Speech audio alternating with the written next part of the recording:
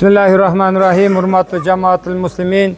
Жалпы мына районыбыздын халкын, мына ушул жалпы районыбыздагы имамдарыбыздын, аксакалдарыбыздын атынан эртеңки кирип келе жаткан эгемендүүлүк күнүнүн 34 жылдыгы менен кызуу куттуктайбыз. Алла Таала мекенибиздин эгемендүүлүгүн түбөлүктүү кылсын. Бардык элибизге жакшылыктарын насип этсин. Бир дуа кылып коелук мекенибизге. Амин. Бисмиллахиррахманиррахим. Я Раббил аламин. Мына şu кирип келаткан эгемендүүлүк күнүбүздү өзүң мубарак кылгын. Ошол күндөргө жеткизгениңе шүкүрлөр болсун.